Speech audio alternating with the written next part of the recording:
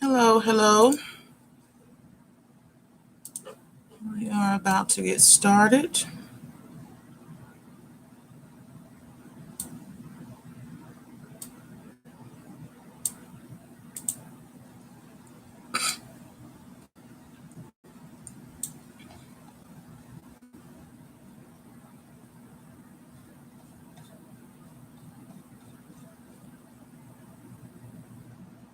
Okay, it is Sunday, July 11th, and we are here for our number 15th episode when it comes to hiring your child.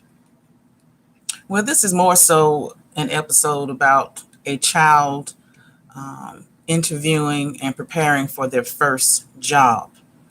On the last video, I had mentioned I was going to do Kayla's live interview for King's Legacy Group today, but we're going to put that on hold until we come back from vacation after the next couple of weeks, because Kayla is spending time with her cousin, and she has not seen her cousin for, it'll be a year next month. So yes, I gave her the day off. I didn't hold her accountable for this weekend to work for King's Legacy Group. So I let her enjoy her time with her cousin. So let's get started. Again, hello everyone. Thank you for returning or visiting us for the first time. I am NECA, and welcome to King's Legacy Group. To go over the short disclaimer, the information that King's Legacy Group shares is based on our own opinions, experiences, practices, and insight into the strategies suitable to our family's financial wellness. We are not financial advisors, and our videos are for informational, educational, and entertainment purposes only. You must do your own due diligence and seek professional assistance when you find the need to confirm or expand your understanding of the knowledge on any topics covered on this channel. Always remember to make smart decisions that suit your own needs and do your own research. The long disclaimer I won't go over. You can view that on our website at your leisure at www.kingslegacygroup.com. Who or what is King's Legacy Group? King's Legacy Group is a financial literacy platform that is bridging the gap between the youth and the mature adult to achieve generational wealth, while providing the tools and resources to understanding financial literacy and how to change our mindset to understand financial literacy. To change our mindset to make good money decisions from good money habits that will empower us for life.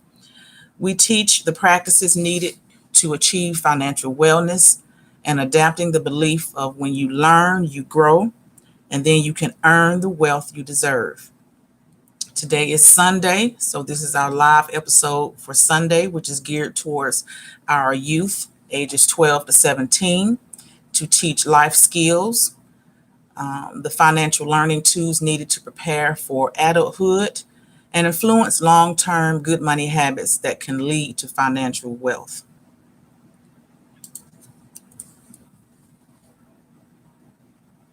Quick reminder, please take a moment to click like, share to our videos, and you can comment if you'd like. It would be greatly appreciated because we like to see the feedback. If you like to subscribe, it only takes one time. And to select the bell notification if you want to be notified of our live postings. I need to clean my glasses. One moment, please.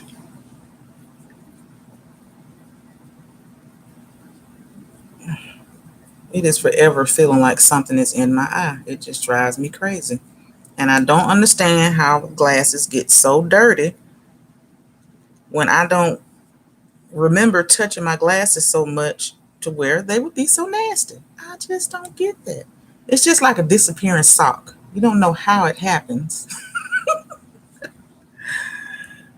Okay.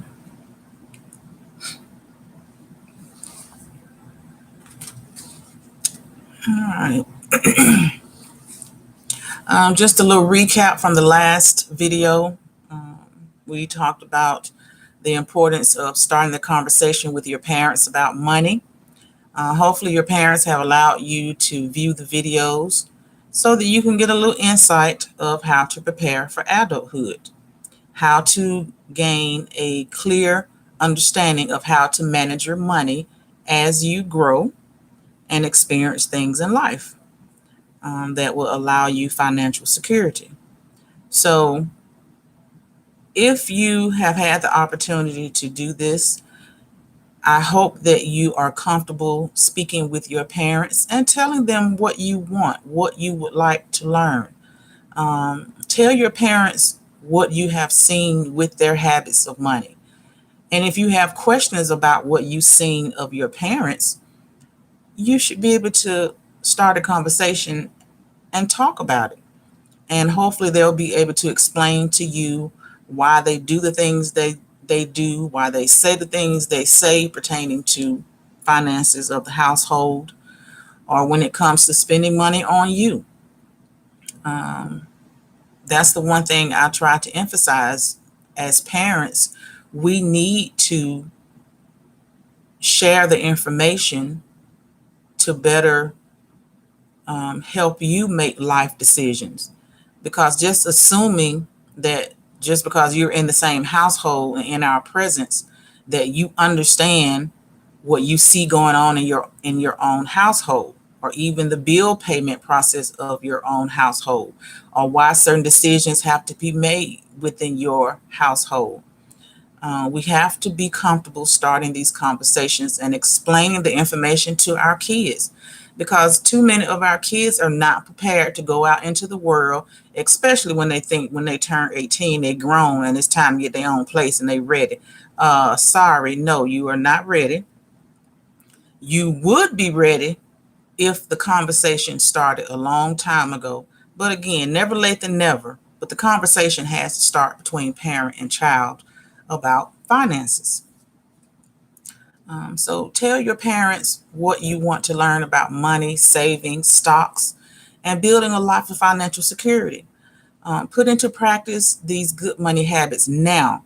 Even as a child, when you start your first job, your money habits really start then, because you're generating your own income. Um, and although this is your own income, you still have responsibilities. And to better manage those responsibilities, you need to know what to do with your money. Okay. So the reason I go through every week giving insight into a checklist is so that you'll be better prepared. You have to be better prepared. You have to make decisions better than us as your parents, to be in a better financial situation as you continue to develop in life. Okay. I hope that you have been able to review the past videos if you didn't initially view it when they were posted. But there are things you should already have in place. If you're starting at age 12 or 13, there are things that your parents should already have in place for you.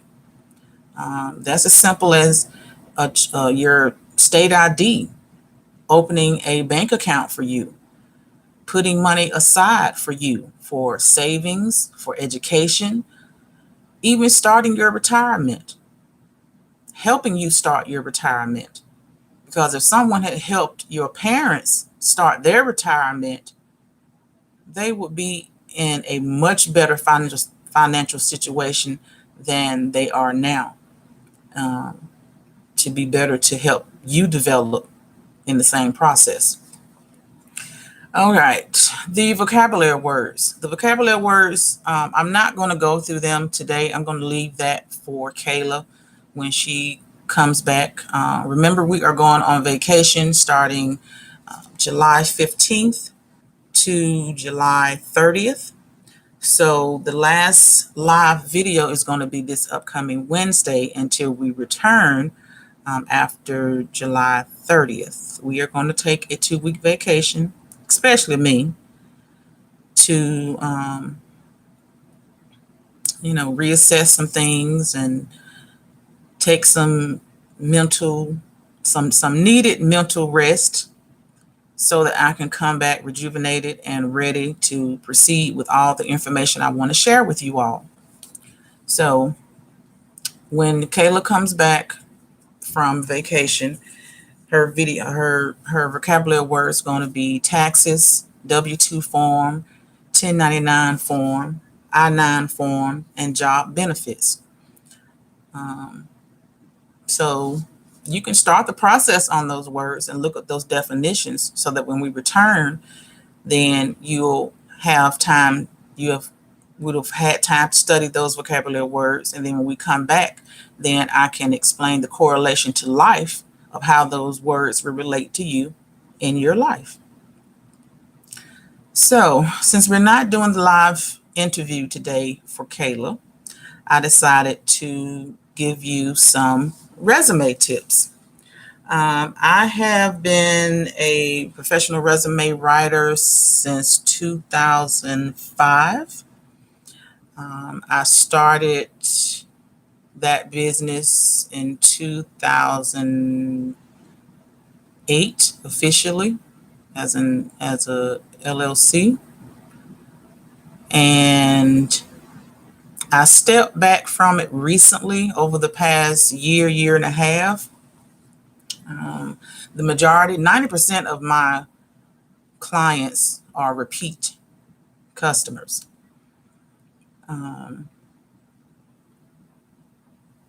So people that have come to me for that assistance has been satisfied.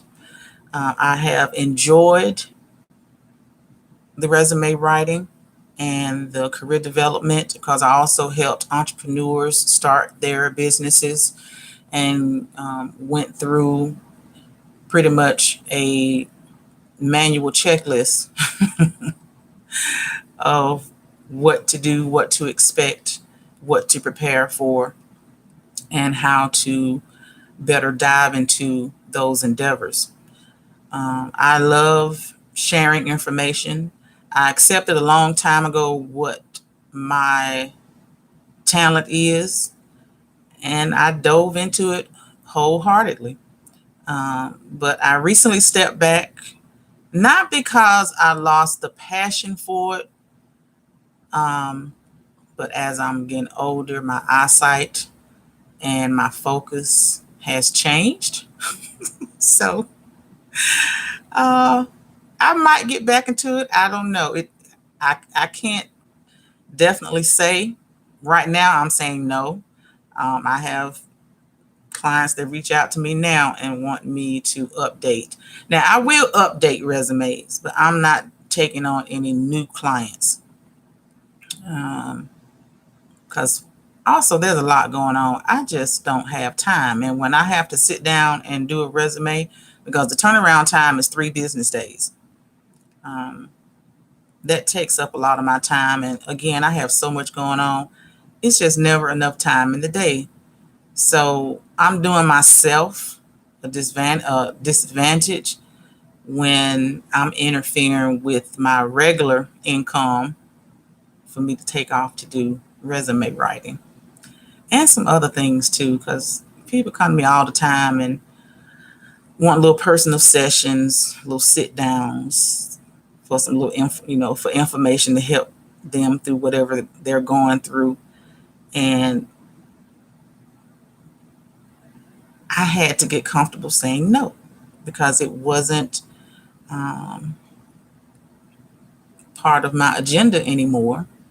I had to focus on other things. So, creating a good resume. Now, this explanation that I'm doing today is a breakdown for a first-time resume for you young people that are going for your first job or even your second job.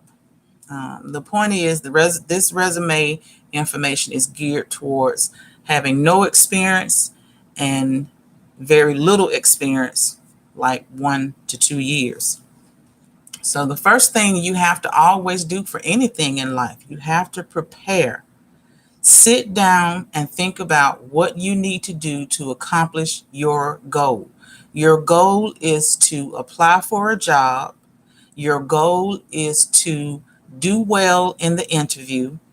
Your goal is to get the job that you are applying for, because hopefully the job that you are applying for is the job that you want. Now you may find once you get there that ain't what you want. You get to learn what you really want based on your life experiences. But the point is, starting at step 1, you have to be prepared. You need to practice for your interview. That means sitting down in front of the mirror with a list of your interview questions, and practicing. And hopefully you have someone to throw some feedback off of or get feedback from, once you practice for a little while, to see what you need to improve on. The main thing I want to step back on in the preparation process, figure out what you're going to wear.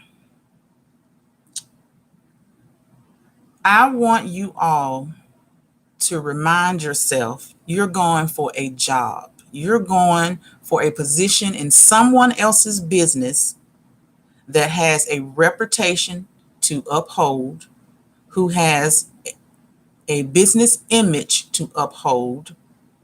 So it's not about what you like, because this is not your business.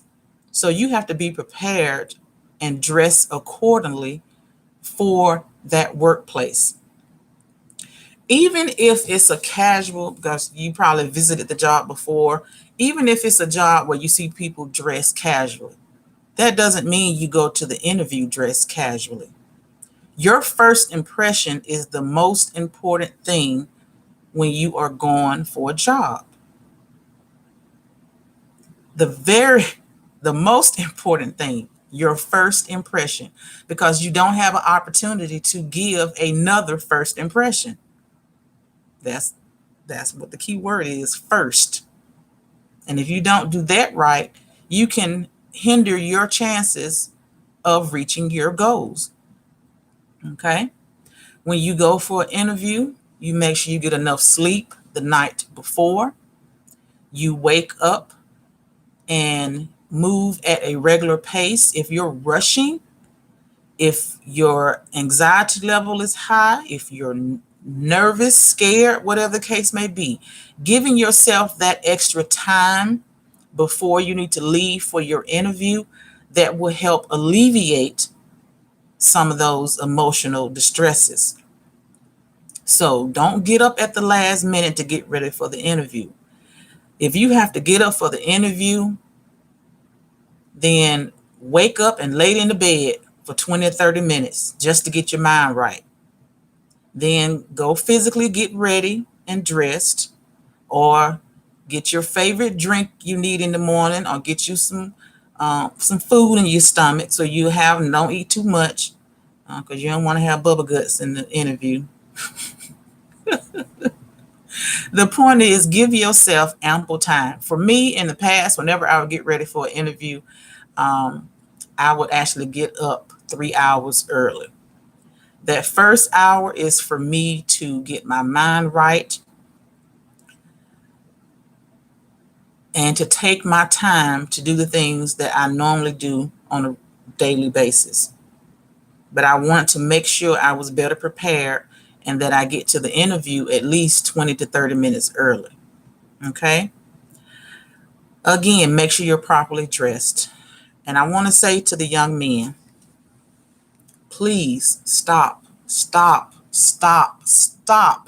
wearing your pants down past your butt. That is not appropriate. That's disrespectful in society to women. And that gives the impression that you are a follower, not a leader. That trend, God, I wish, I was hoping it would have ended by now. Because first of all, it generated in prison. It generated as a sign of easy access for your butt. That's where it generated from. So why would you want to walk around with your pants off your drawers, down your butt? When people, well, no, when I had a couple of women too, but mostly men, when they step in my car and I see their pants pulled down, hold up. I need for you to pull your pants up. That is disrespectful and unsanitary. You're not gonna sit your bottom on my car seat. Your underwear is a layer to protect bodily fluids from getting on other things. That's the purpose of underwear. So, and I've had a man or two to say, why I gotta pull my pants up in your car? I said, because it's my car. And my child lays on that back seat. Do I need to explain more? Or you can call for another ride. Yes, I do. You're not going to disrespect me in my own car, which is my business. My car is my business.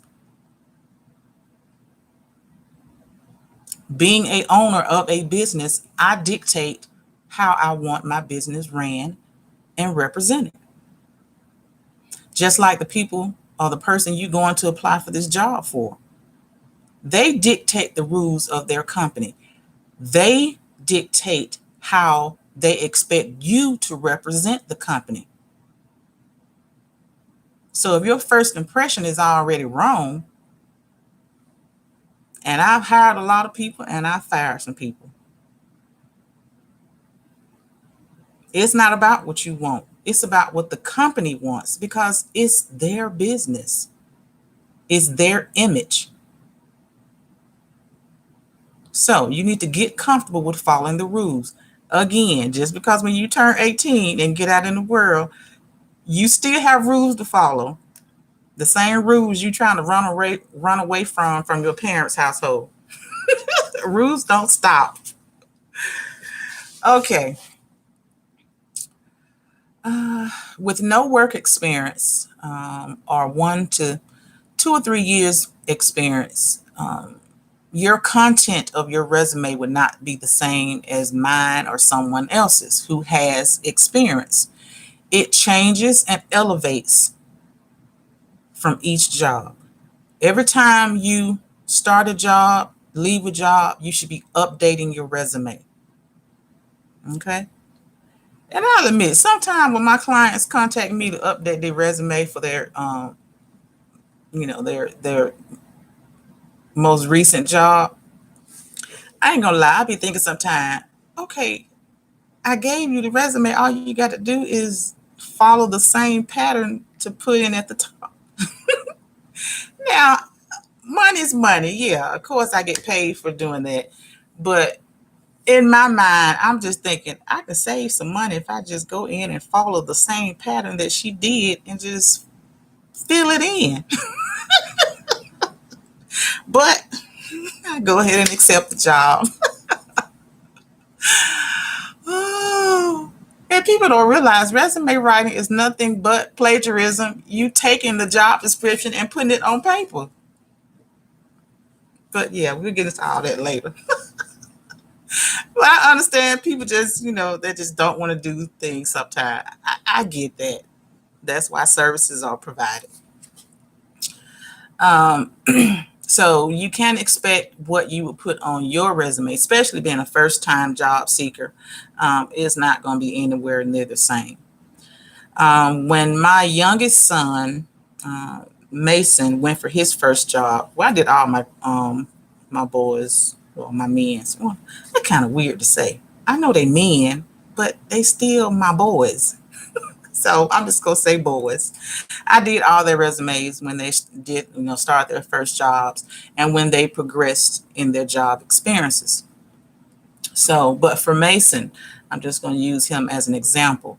When I did his resume, I tailored, because he had no experience, no outside work experience. I tailored his high school education.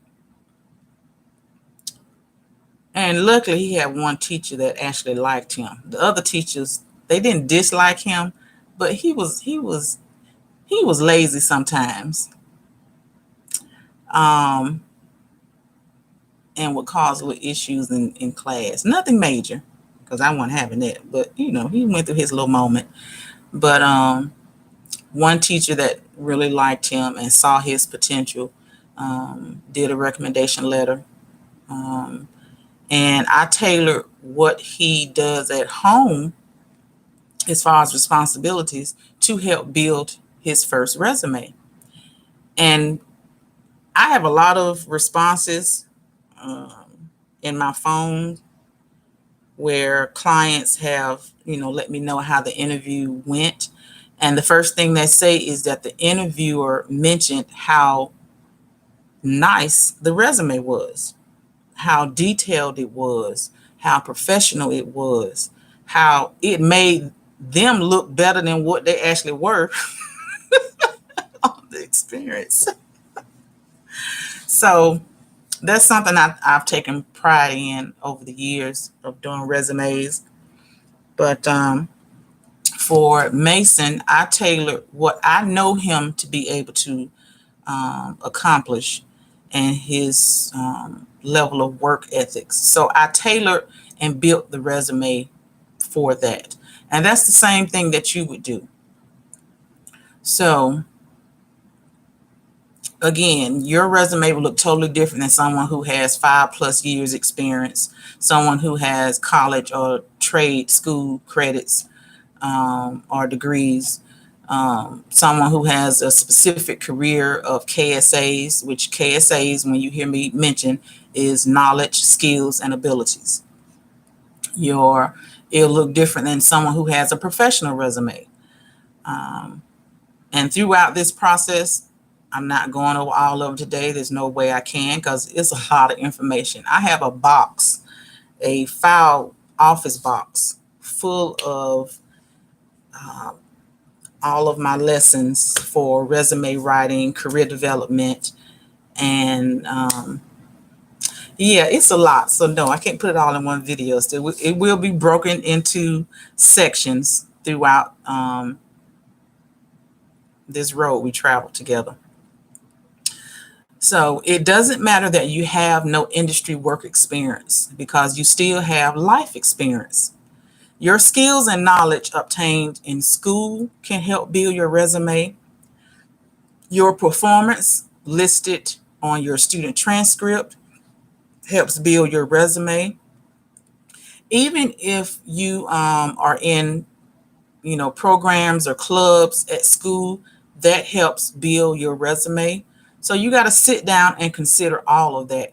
If you have taken on leadership roles in school, that's part of information that should be put on your resume.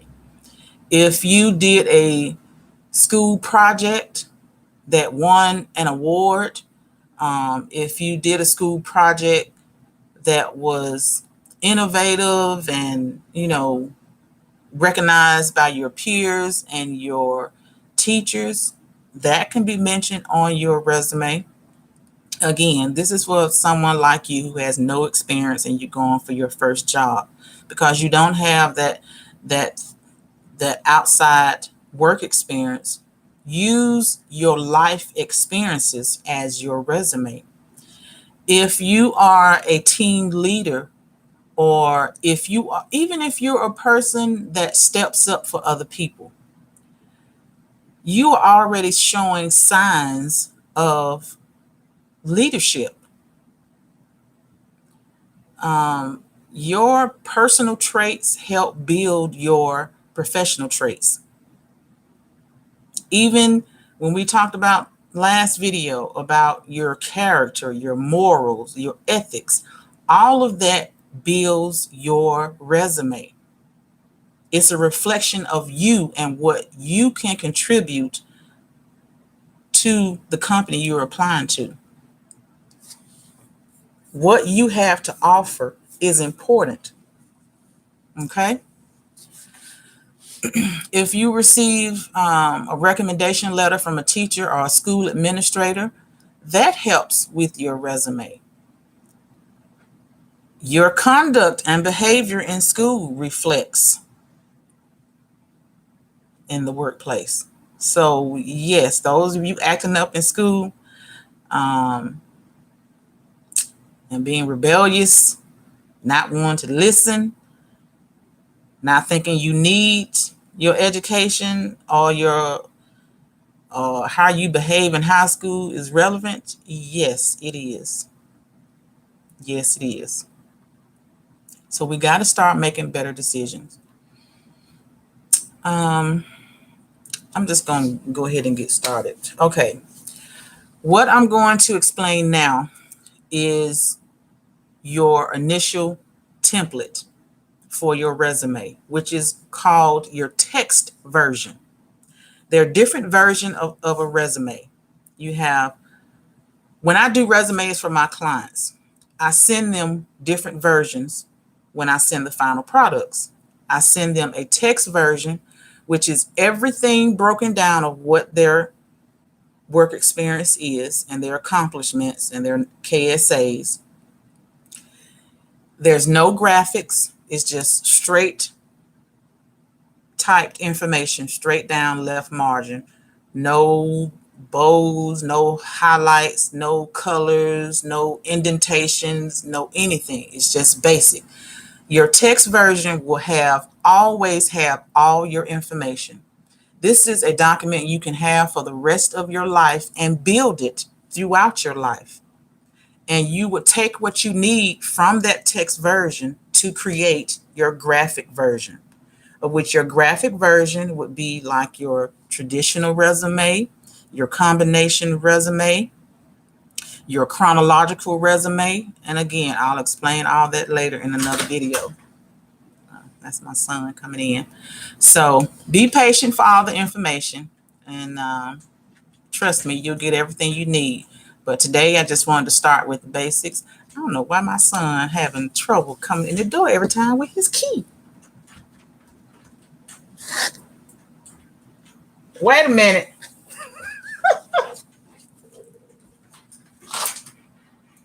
You know, you be struggling with that key. Wait, we use the key. Oh, cut the alarm off. So we're going to start with the template on Microsoft Word. If you don't have Microsoft Word, whatever typing software you have, there's a version that's similar to Microsoft Word. Again, this will be called your text version using the following. You're going to start with the basics, like anything. And when you go to college, you're going to learn how to format your paperwork. They're going to teach you all that when you get to college. I don't know why they don't teach it in school, but they'll teach you when you get to college. So you're going to start with a Times New Roman font style in 12 font size. Okay. Select the no spacing style. You're going to be using the 1.0 single line space. Your headings will be bold when you copy and paste to build your graphic version, but your headings are always going to be bold black or dark bold colors. And on the next video, I'm going to show an example of what a resume should look like for your level of resume. I'm not going to show a professional resume. I'm going to show what's relatable to you so that you can focus on and build from. Your objective would be short with 2 to 3 short sentences. Your objective should not be long. It should not be a full paragraph. Because first of all, every step that you make in your ladder of career, you will build from that and the information will increase. But for right now, well, that applies to any resume.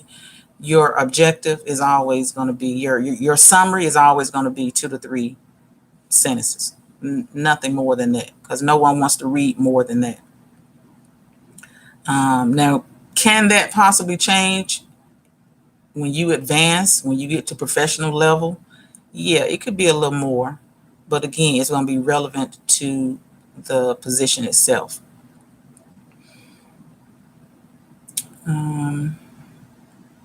With you having no to little experience, your summary would just be an objective, what your goal is in getting this position or working for this company.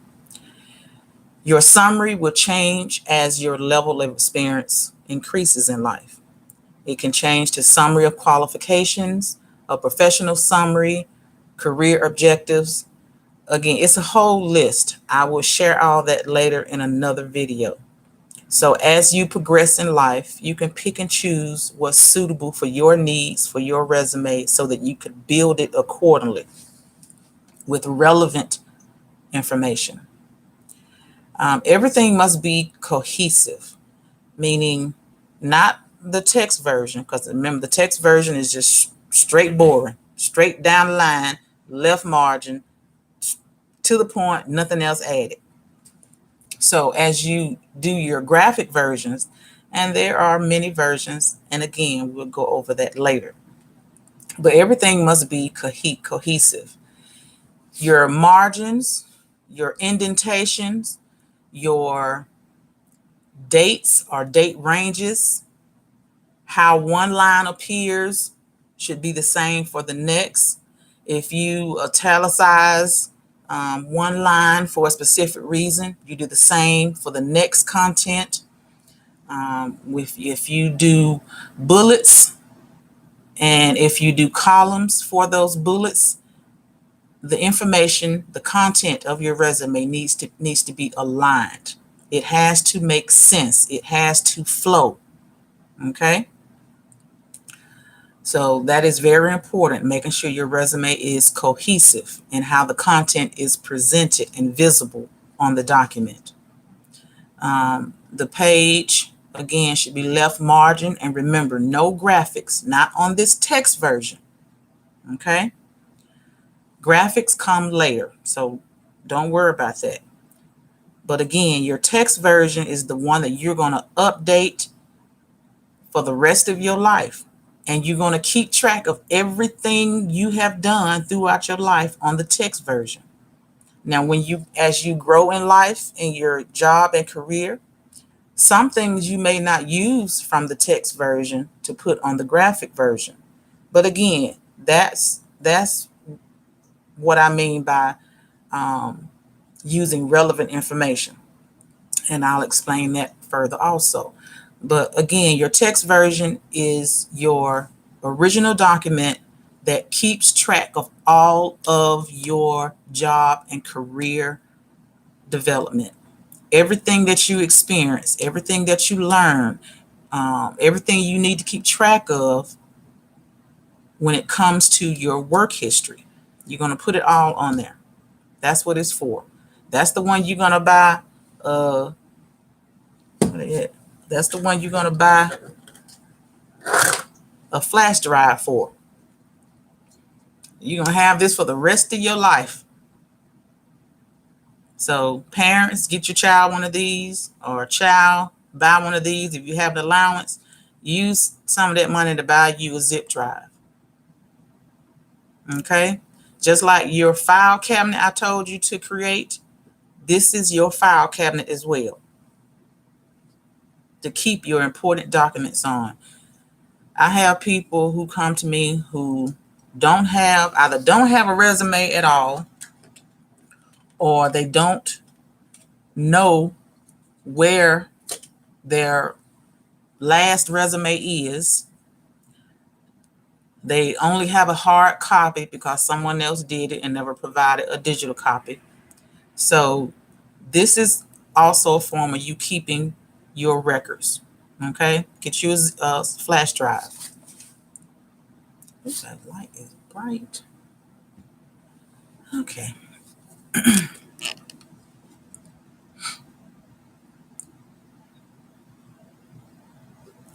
On your resume, The purpose of your resume is for you to stand out amongst the rest of the people that are applying for the same job.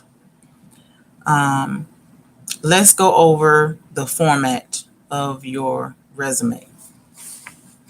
Your name should be the largest font size on your resume. Again, your name should stand out. When you meet someone and introduce yourself, you should say your name proudly. That's the same way it's reflected on your resume. Hello, I'm Neka King. Hello, I'm Angela Dawson. You say your name proudly. Your introduction on your resume is no different. I am Neka King, and this is me, and this is how I can be of benefit and of service in your company.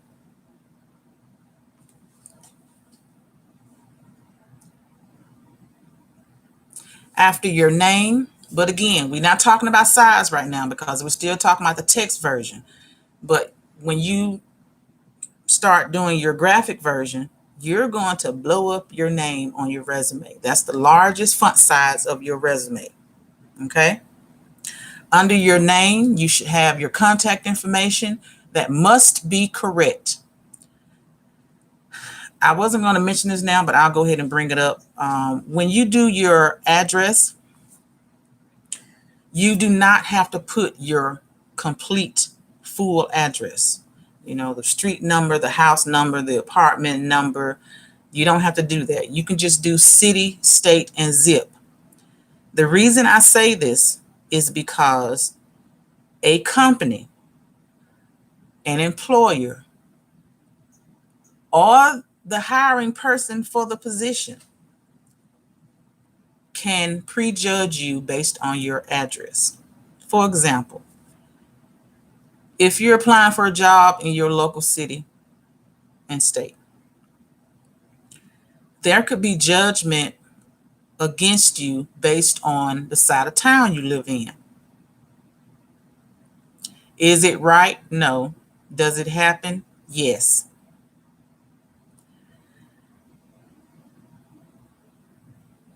People are human. The person hiring for this position is human. Not always will they follow the appropriate measures in selecting candidates for a job and hiring for a job. I can admit I do it. I'll do it myself. But for example, let me explain that.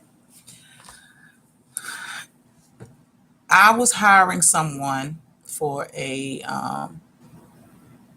position, and the young man came in with his pants pulled down. Before we even proceeded, I told him, when I saw him sitting in the lobby, I told him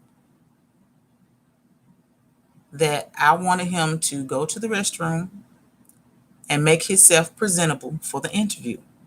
And he was like, "What do you mean?" And I said, "You can't come into the interview with your pants like that. That is not acceptable and is not professional." After the interview went fine, and I hired the person. When I hired the person, and like anything, you know, the employees get to know me and see that I'm not the mean girl, the mean woman, because everybody see me as this sturdy, straightforward, focused on work, you know, professional stuff. And once they get to know me, they see I'm funny, I'm caring. I care about most people's jobs more than they do. But anyway, once I got to know the young man a little better, I did have a conversation with him one day. And I told him that anyone that works under me, I take it upon myself to prepare you for your next job, to prepare you for your job advancement. That's just part of the teaching and the mother in me. Okay. So I expressed to him that if I was someone else, I would have immediately, in my mind, after seeing him in the lobby, coming to an interview dressed that way. If it had not been me, somebody else would have already prejudged him and not even given him the opportunity to correct that gesture. They would have just did a quick interview. He wouldn't even heard that he didn't get the job. But they would have automatically just had in their head, they're not hiring him. And he actually turned out to be a good worker. So, yes, your first impression is always important. Always. Okay, so after your contact information, you need to put your email. Now let's talk about emails. I know some of you all have some creative and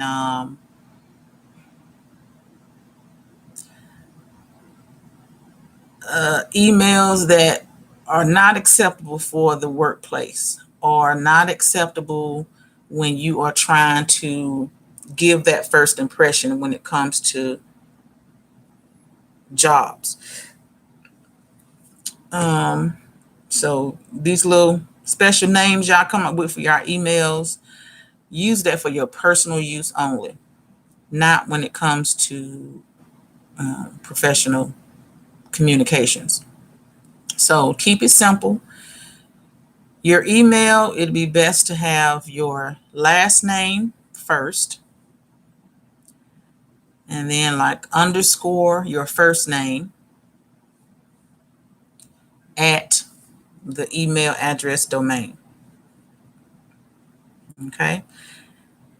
Even when it comes to the title you use for your resume, because when you apply for these jobs, you upload your resume on their website. Even the name you select for your email itself can be judged. So it doesn't make any sense for me to submit a document or email and the name of it is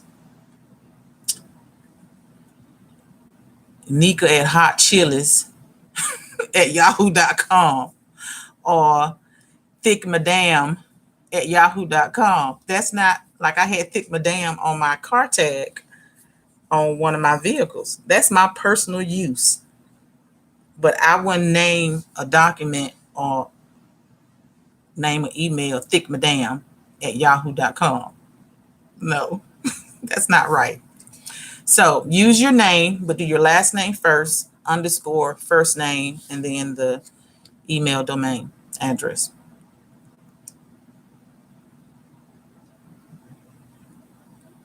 And again, just keep in mind, always be professional. Getting a job is not the opportunity for you to show your individuality. It's not the time for that.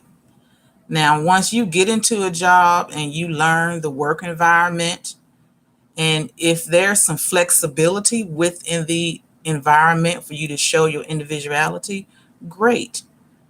But it's not your place or appropriate for you to force your personal initiatives in the workplace. That's not appropriate. When you type your resume or any document, or even your email, don't do all caps. When you type in all caps, that represents yelling. That represents screaming. Okay? So avoid using all caps. Make your resume simple and to the point to keep the reader engaged. If it's too much on your resume or irrelevant information on your resume, you're going to lose the interest of the person that's reading it. So keep it simple and straight to the point. Under your heading, you should type your job title. This is the second wording of your resume that would be of large font size. If your font size for your name is, let's say, is 28, your font size for the job title, the title that you're applying for, should be like a 20 or 22. Okay? Your name and the job title you are applying for are the largest fonts that are going to be on your resume. Okay? Regardless of what you're applying for, you should only need to replace the job title when you are applying for different jobs.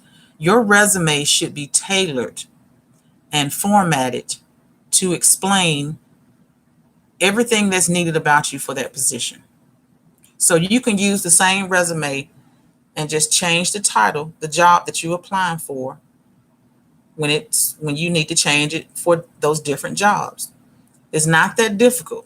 As long as you have that original format, the only thing you got to go in and change, let's say you want to apply for a secretary position, fine, you put secretary or administrative assistant. The next job you applying for could be office assistant, and you got to put office assistant. So there's nothing you got to change, nothing but the job title. Everything else should conform to fit for the job you're applying for. Okay?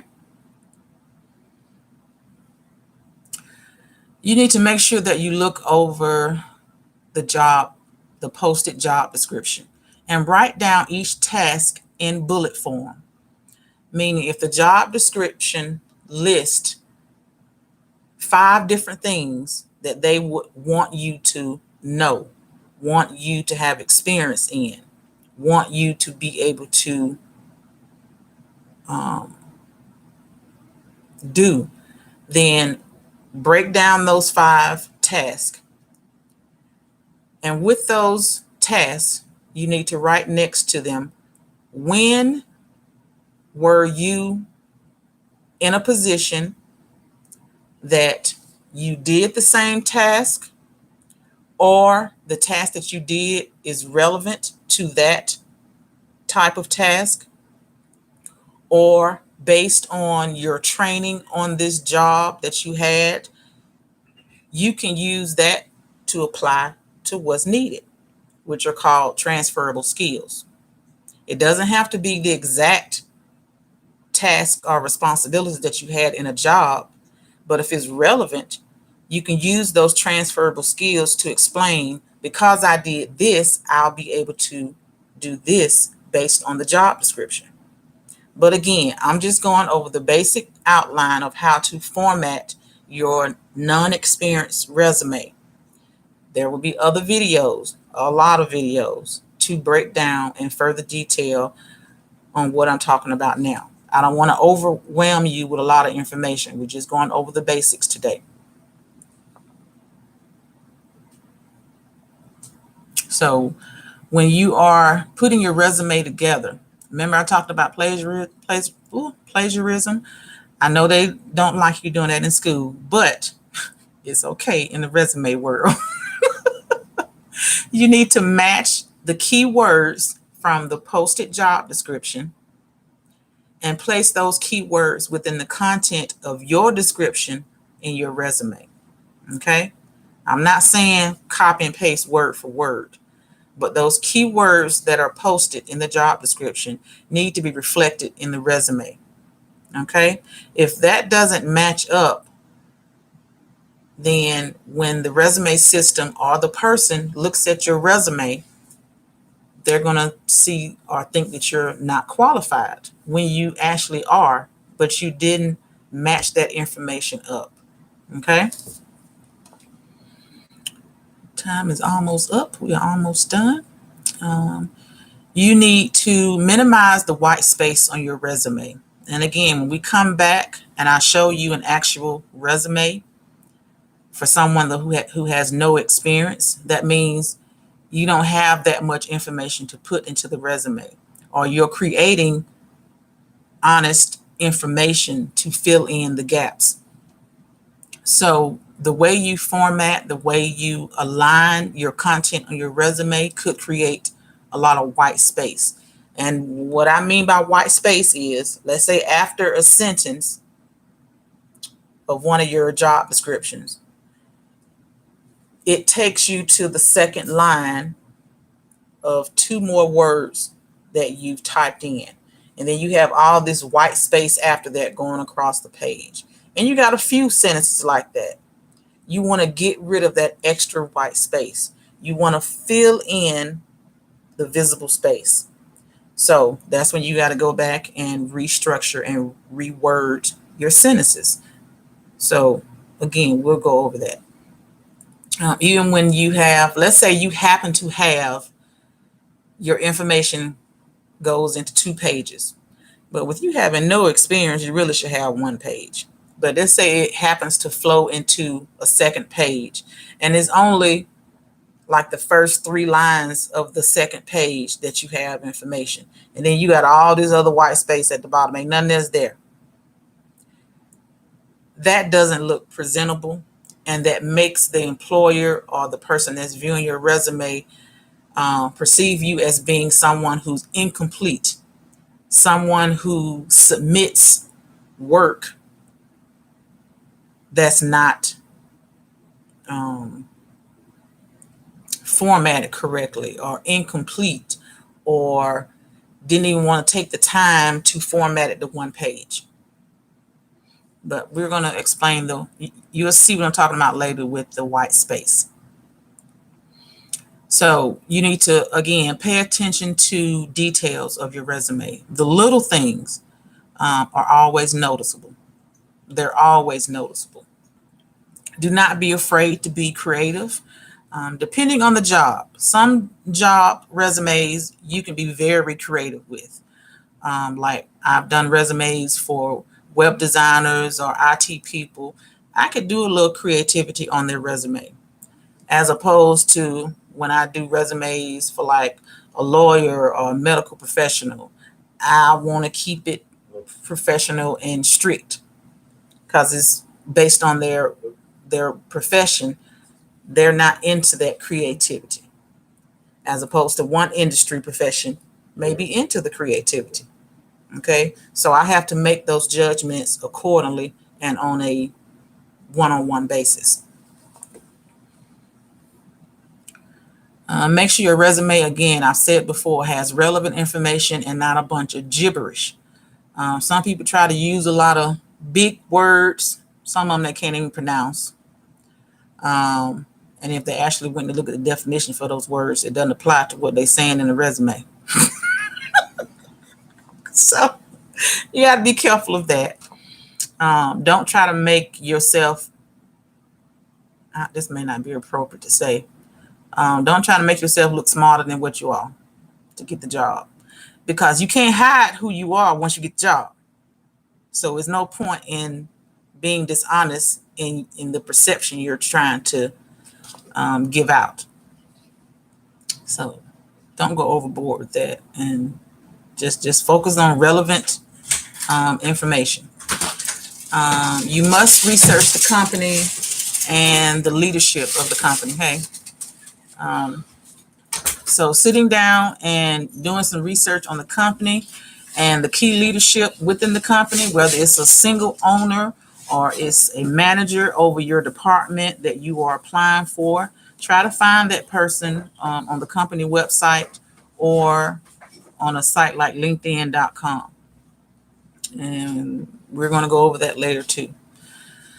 So let's get down to what your resume should look like as far as your headings on the text version. Again, you will adjust the size and the coloring and the design of your resume when you complete the text version. The text version, again, is simple, boring, straight down the line, to the point, no graphics. Okay. So you have your name, your address, your phone number, your email, the job title, your objective heading, and your objective is about the job you want, not the job you had. And with you having no experience, it's not going to be about what you had. It can only be about the job that you want. Okay. If you speak another language, highlight that on your resume under your objective summary.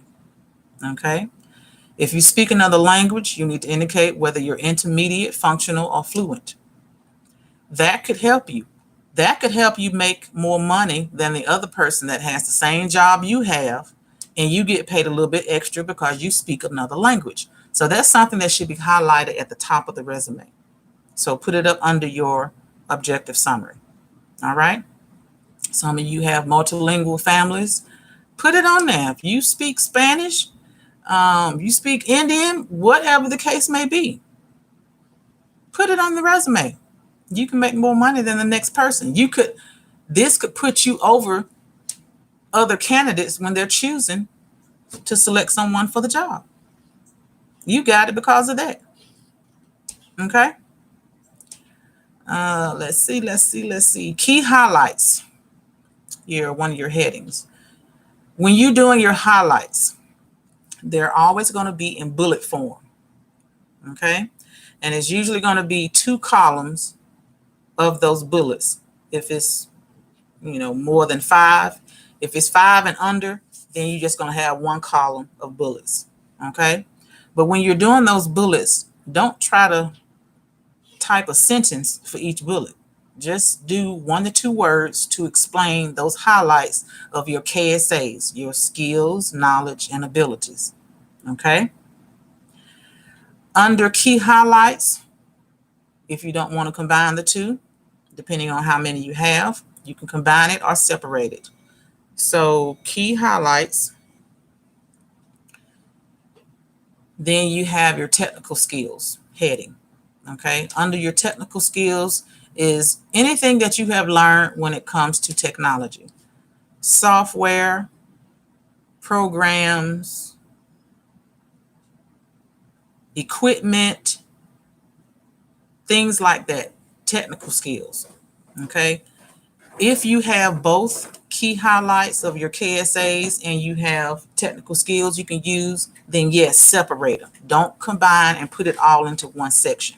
You want to, again, your resume should stand out. You're showing you have a skill set for 2 different categories. Okay.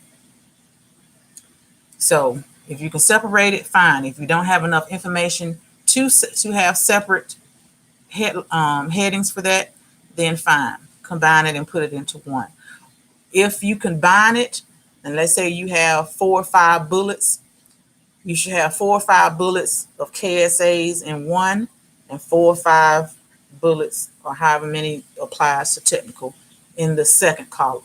So if you combine them, it should be 2 columns, and the content should be separate in that way. But don't just have everything flowing, like do a KSA on bullet 1 and do a technical on bullet 2 and 3, and then do a KSA on bullet 4. No, don't do it like that. Okay. Education. Now, this is how a lot of people get confused. Your education should only be placed towards the top of your resume if you are a current student, and if you are a college student or trade school student that has graduated within 1 to 2 years. If you have graduated after 2 years from the time of you doing your resume, it should go at the bottom. The only time your education is put towards the top of the resume is if you are an active student, or if you are a student that recently graduated in the past 2 years, and that education is relevant to the job you are applying for. If the job you are applying for is not relevant to that education and you've already completed that education, it goes at the bottom. And what I mean by that is back to, let's say you're applying for an office assistant, okay?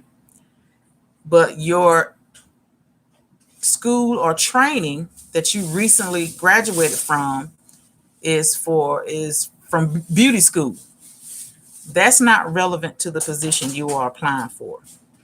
It's relevant that you have sought additional education. So put that towards the bottom. If it's not relevant to the job you are applying for, put it at the bottom. Okay?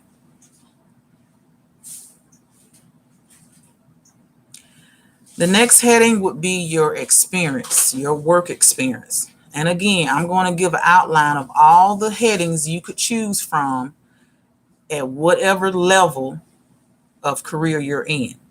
But for right now, again, we're focusing on a resume that has no experience or very little work experience.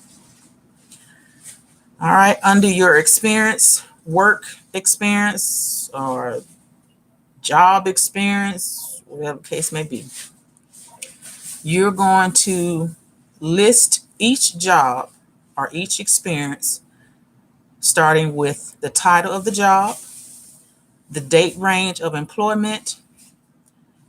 Now, let me say this. Your text version, again, is the one document that houses all of your information. Okay? So your text version resume should have the complete date range of your work experience, meaning it should have your starting month, day, and year to your ending month, day, and year. But when you create your graphic version resume, you don't have to do the full date. You can at least do the month and the year. Okay? But again, your text version houses all of your information. That's your reference document for everything for the rest of your life, to keep track of everything that you've done. All right. Under that, it should be the name of the company and the city and state. You do not have to do the full address on the graphic version, but for your text version, again, go ahead and use that to house all of your information, because you never know when you may need to reference it again. So on your text version, up under the name of the company, the next line, you're going to put the actual address. And then under that, you're going to put the city, state, and zip code on the next line, so that when you copy and paste, when you're creating the graphic version, you can just take what you need and put on the graphic version. But your text version has everything else you need. Your text version for the company information. Again, you're not going to use everything on your text version, but it is your house to hold all your information. So with that company information, you need to put your manager's name or supervisor.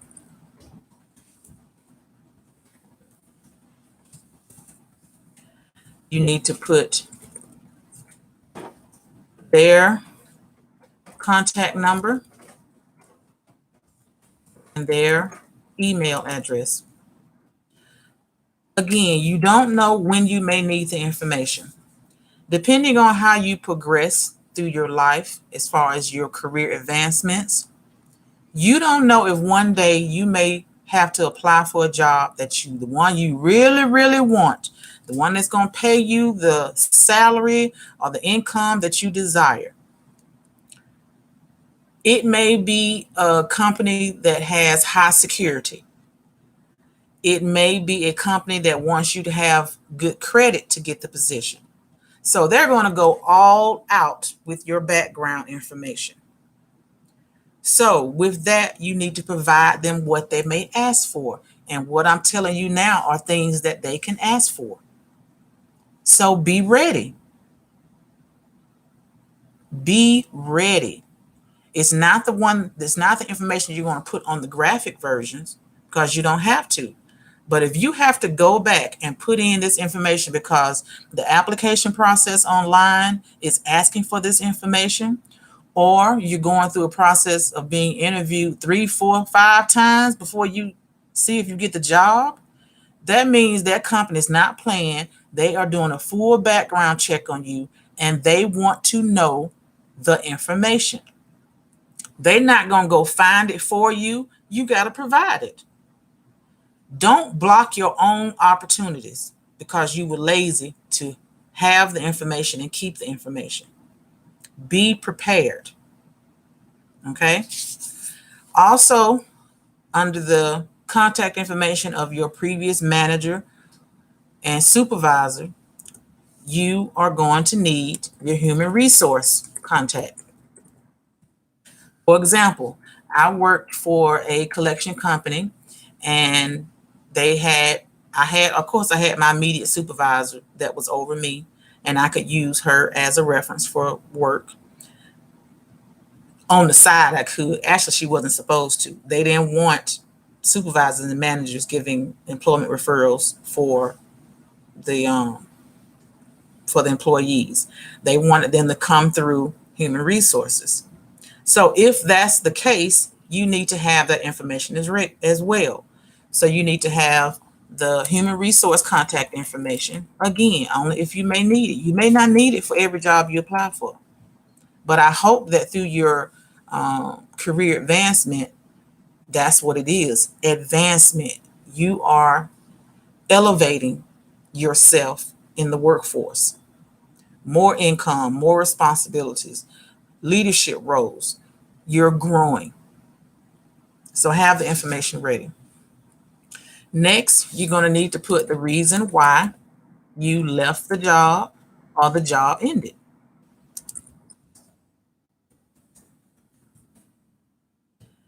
Now, I'm also going to say this. When you are in the interview process and this question comes up, if you were at a job that you hated, if you were at a job where you hated your manager, if you were at a job where anything negative is in your mind that you are so wanting to say, do not talk bad about another company, even if you have a legitimate reason to do so.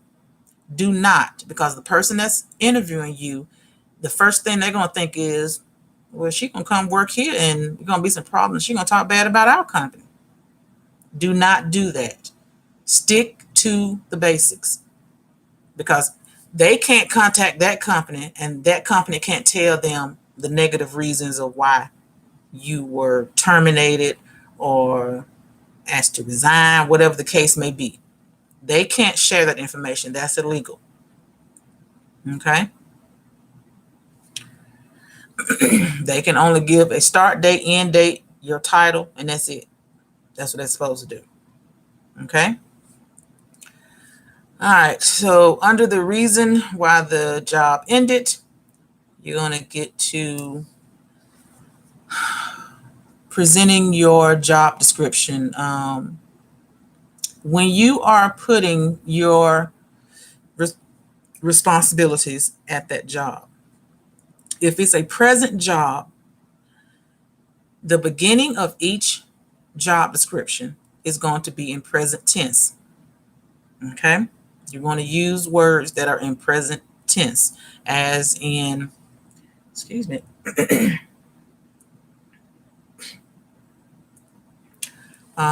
oversee as opposed to saying oversaw. Oversaw would be past tense. If you let's say you audit financial records of the company, that would be present tense. Or you use the word audited, that's a verb. An adverb shows past tense. So if it's a present job, the beginning words of each bullet that you have for your job description of what you did on the job is going to start with words in present tense. If it's a previous job and past jobs, those beginning words are going to be adverbs, past tense words to show what you did. Present tense shows what you do. Past tense shows what you did. That's how you start your bullets on your job description of your resume. You want to keep your bullets between 3 and 5 bullets. Now, I tell people all the time when I do resumes, when I send them the draft, they be like, you didn't mention this and you didn't mention that. You gave me 20 bullets on your previous resume. All of that does not need to go on there.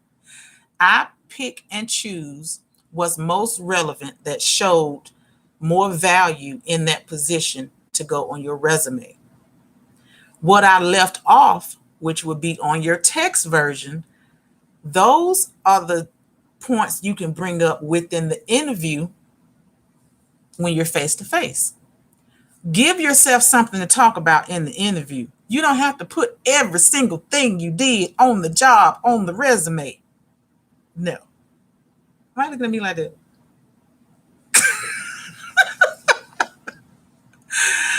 Okay. Again, with you having a resume without having any experience or very little experience, again, what you have to work with is the training and what you learned while you were in school. Okay?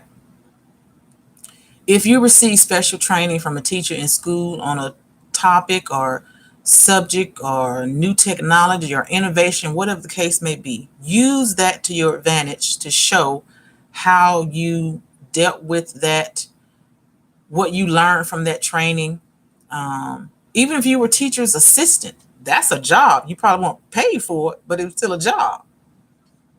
If you were, well, not teacher, well, better word to probably say is teacher's pet. Teacher's pet is another word, but for teacher's assistant, you just weren't paid for it. So that's experience you can put on your resume. School projects. For example, when I was in college, we had our senior project and we had our end of class projects or team projects. And we did, one of the projects we did for senior project in college was we had to develop a product or service for new business. And well, I ain't gonna lie, in college, I whenever we had team assignments, I hated it because I hated people who did subpar work. I hated people that were lazy.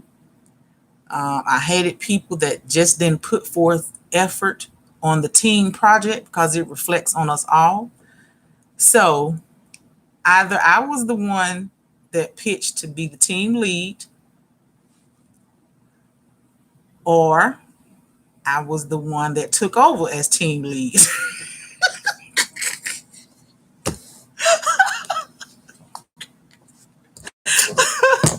Yes, that's my personality. I admit to it. But you weren't gonna get an A off my effort, and you weren't gonna cause me stress to get my A or my B because you weren't doing what you're supposed to do. So yes, that's how it was in college. And I don't mean college as in when I came out of high school. I mean the past 5 years, and I'm almost 50. So I think it would probably made it even worse because of my age. But I just couldn't tolerate someone who was gonna ride off what I was doing or what other teammates were doing to put in real effort. I would put you out the team group and I would email the professor and be like, look, this is what happened. This is the result. You need to place them with someone else because they're not fitting into the group and they're not doing what's needed for the team assignment. And either me or someone else is taking up their slack of what they're not doing. So that's not fair. So yes, I put people out the group too. Okay, it's going way too far. All right. If you are in school clubs, let's see what we had when I was in high school. We had 4H. No, FBLA, Future Business Leaders of America. Do they even still have that? But anyway, whatever club you're in school, that's work experience, because within those clubs, you had a role. You had responsibilities within the club.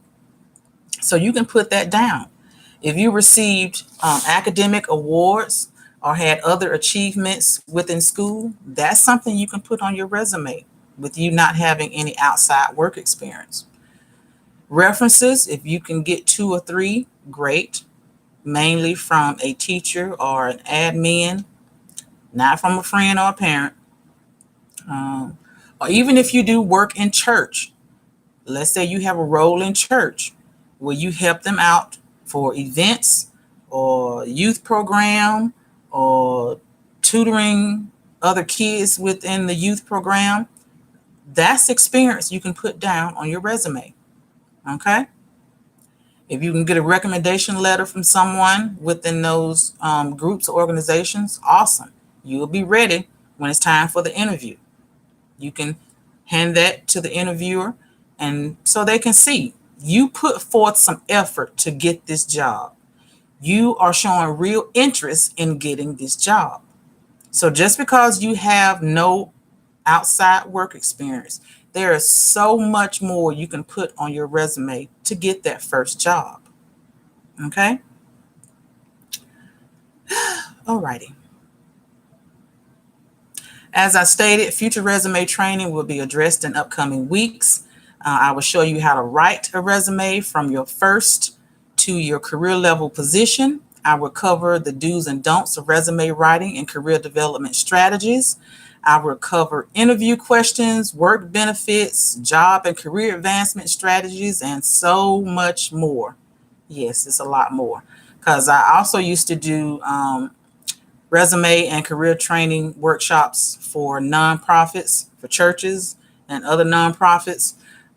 So I would teach people how to work through their career development.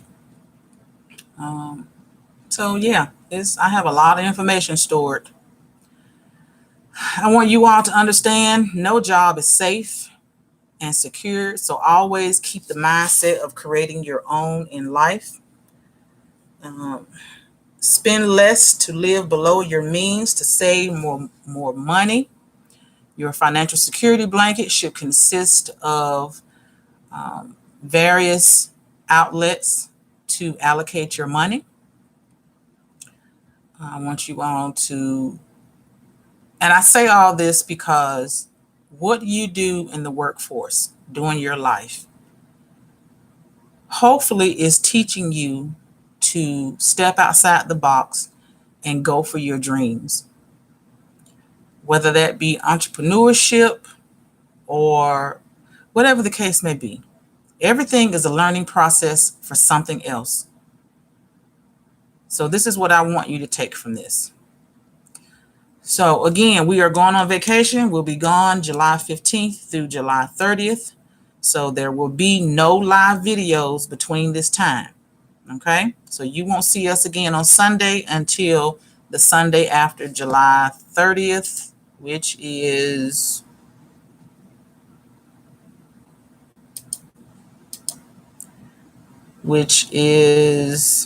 August 1st. So we will be back on August 1st. We have our live video coming up this Wednesday, and we won't be back until after July 1st for the next Wednesday.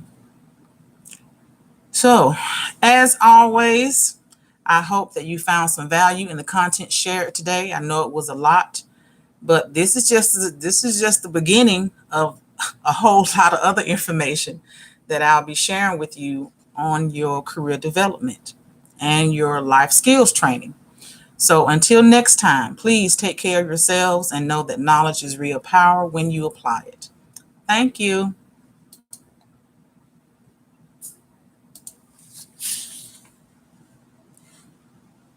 Oh, I forgot to mention I got my jewelry in the mail. I got all my kids' name on my necklace. I just love it. And it's quality jewelry. Where did I get it from? Do I have the thing? Oh, I got it from, and they have some great prices. It's called My Name Necklace. Yep, it's called My Name Necklace. Whoops. I know that's backwards, but it's called My Name Necklace. They have some great prices. Whenever you order something, you always get a discount off your next order. And I'm liking the jewelry because I've had real jewelry in the past, but it's broken or I lost one of the pieces to it, so they just send in my jewelry box. So I started back replacing my jewelry, and I got this one with all my kids' name on it. I have a bracelet that has my grandkids' names on it, and yeah, check out My Name Necklace, and their customer service is awesome. Their follow-up is great. Yeah, check them out. I think you'll like them. Okay, I'm gone. Goodbye.